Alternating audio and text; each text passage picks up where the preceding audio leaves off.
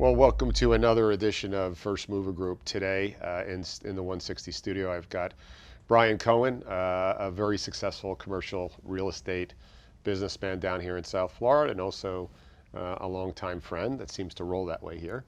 And Bryan and I also met. Actually, was it first in a real estate deal, or was it on a jiu-jitsu mat? I actually trained at your gym originally, and then Jeff Bolton reintroduced us. That's right, Jeff Bolton. Shit. Yeah, well, I miss him. Yeah. I miss that character. Loved him, missed him. Yeah. So, Brian, you're an entrepreneur and grew up down here in South Florida, right? Yes. And we're also a pretty elite tennis player, athlete, I heard. I did. I played in college. Yeah. I played college tennis as well. Where'd you go to school? Originally, well, I grew up here and born in Palm Beach Gardens.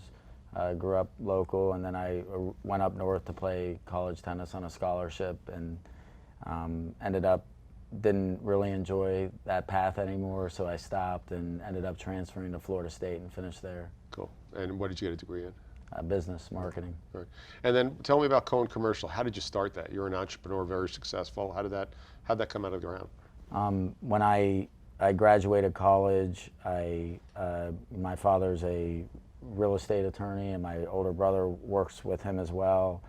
So I was always growing up listening to real estate, but I didn't want to be involved in that side as an attorney. I thought the other side was very exciting with the developments, and so when I graduated college, I ended up getting a job with one of the large firms in our market, and I worked for them for a while. I worked for another private large developer, and then I thought it would be very easy to open up my own business.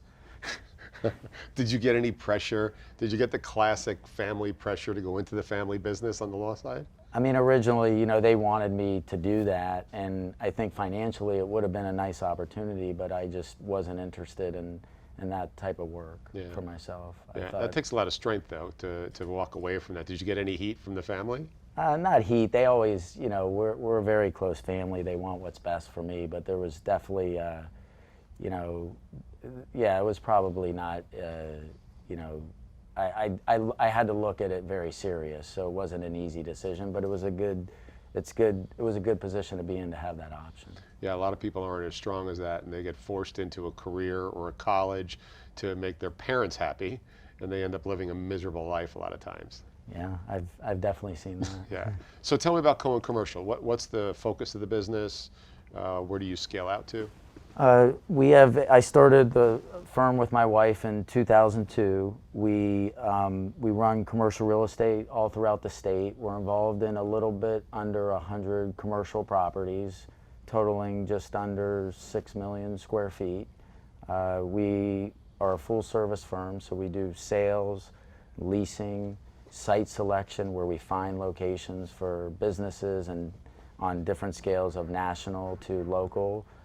We do property management and construction management. Wow. So, and you and your wife started it, and how big is the organization right now? Right now we have approximately 30 full-time people that work for us, and then we subcontract a lot of all the maintenance and the construction. Yeah. So as an entrepreneur, what were some of the challenges that you had, and what were some of the darker days you had? When did you start the business? In 2002. All right, so you made it through 08.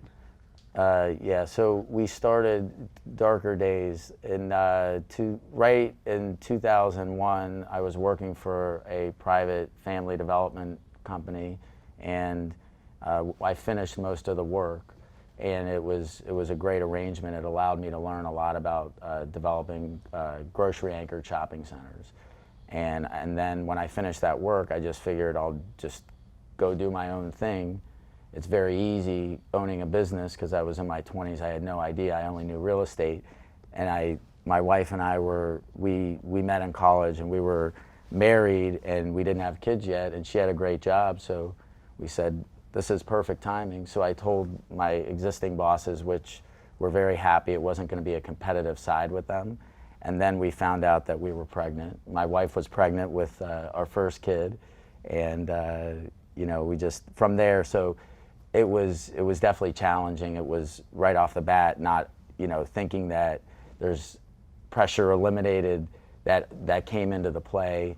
And then as we grew, just learning to figure out running the business and figuring out at the beginning of the business, it was very hard figuring out the systems and creating all the systems.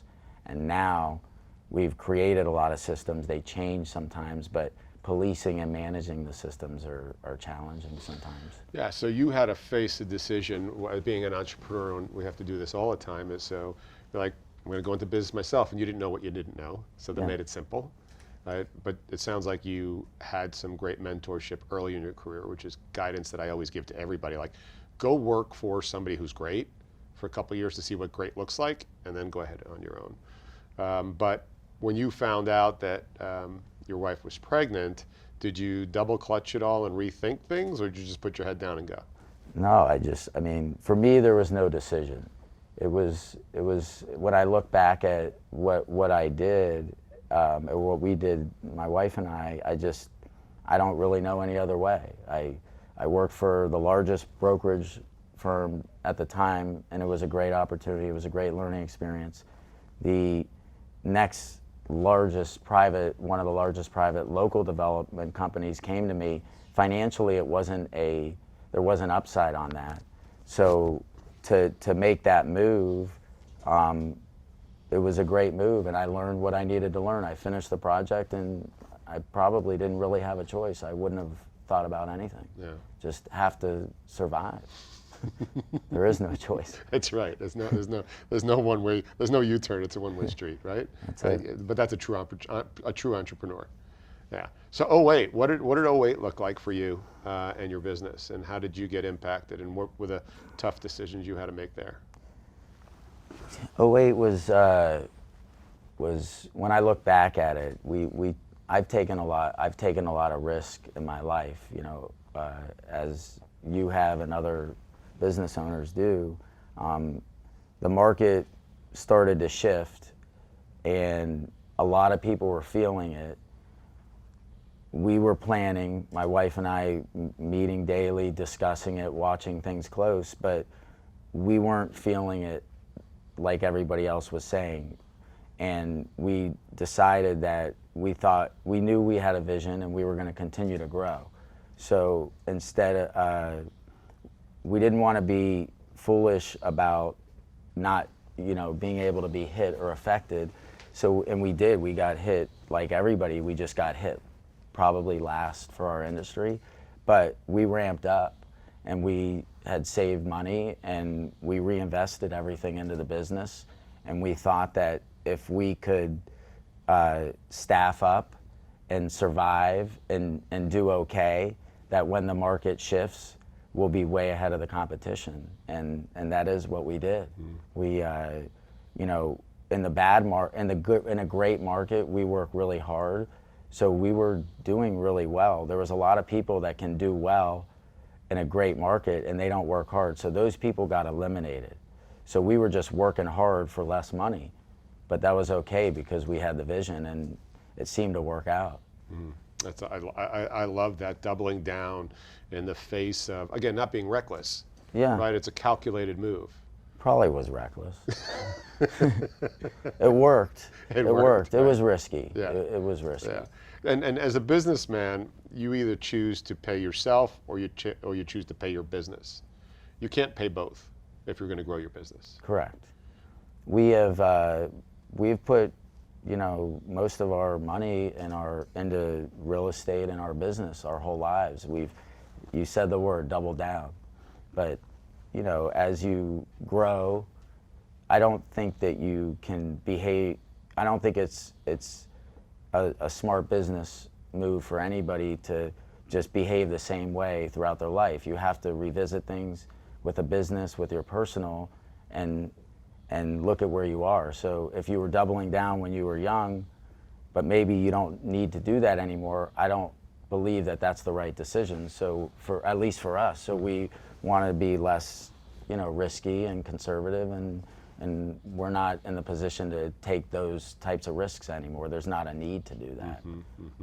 Yeah, so you do take some of the risk off the table, and sort of mitigate that out to, but you're still not playing conservative ball. I've seen what you've been doing. No, and I don't mean to sound that was very risky in that last recession. We went out there, we put ourselves out there, and we went aggressive, and it worked, and it put us at a much higher level, way ahead of the game. Because what happened was we were working hard, everybody was vested, and we were vested, and when a lot of the large companies wanted to save money on salaries, we're consultants. So a lot of these companies, they used to do things themselves and they wanted to save costs. We were there, ready. So we were able to get hired by a lot of the publicly traded companies ahead of everybody. And when you can jump in on those size portfolios, it puts you ahead of the competition. Yeah. So clearly, you're hyper competitive, aggressive in a smart way, played college tennis, which is, impressive. And you also, I've been watching you online, you've been competing a lot in Brazilian Jiu-Jitsu. What did you just win? What did I just say you won? I had a few minutes of spare time, so I flew up to Atlanta and competed in a submission grappling jiu-jitsu tournament, and then I did the Atlanta one. Atlanta and Miami. Yeah, and how'd you do in them? I won. Yeah, right, nice. How long you been, tell me about jiu-jitsu. How does jiu-jitsu and the thought process on the mat influence your business decisions, or vice versa? How does your business experience influence your jiu-jitsu?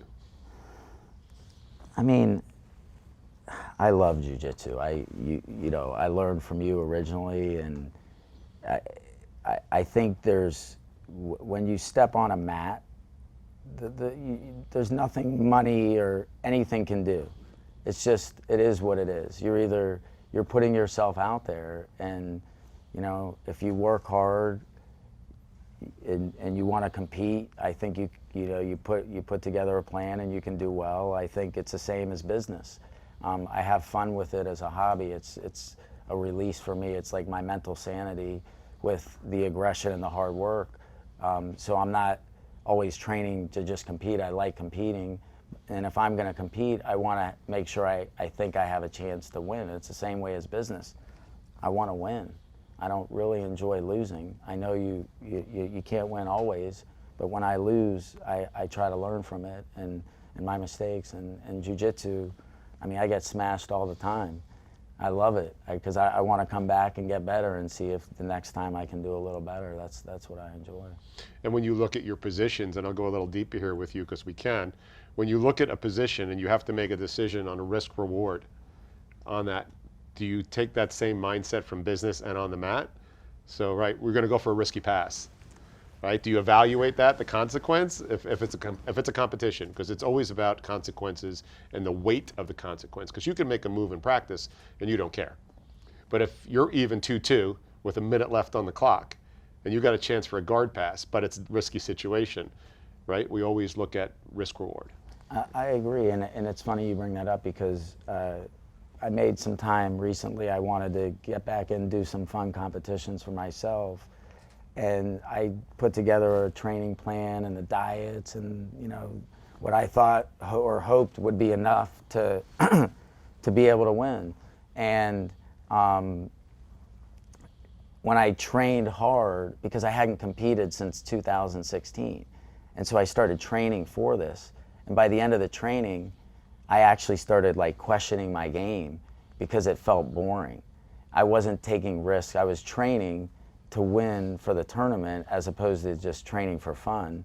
And I wasn't doing the fun stuff and opening up the game as much, but I was trying to win the competition. So it seemed to work, the plan, but by the end of the training, I felt boring because I was training every day to win. And that's how, the business, I have to operate like that. And that's something I've been working on lately, is approaching my business day as if it's that jiu-jitsu competition, but every day, and that's a challenge. We talk about mastering the boring, like the great competitors master the boring, because everybody wants the shiny or the purple squirrel, right? And the fancy move or the get rich quick. But it's like master the boring is really where I believe great athletes, great business people spend the majority of their time, but it doesn't show up on Instagram like that, and it doesn't show up on Facebook like that. Yeah. It's I mean, it's funny you say that, because even after the competition, I went to and sat with the coach after when we were training, and I asked him if I needed to change a bunch of stuff, and he said, "You're doing what's right." And I'm not trying to say that I'm good or anything, but it's You're good. It's like what you're saying. It's the boring stuff, and most people don't want to do that. They want to be fancy, and for us in business, I'd rather be rich than famous. Yeah, that's true. That's a perfect way to end this one, man. Thanks so much. Thank you. Appreciate it. Appreciate you having me here. You got it. Take care.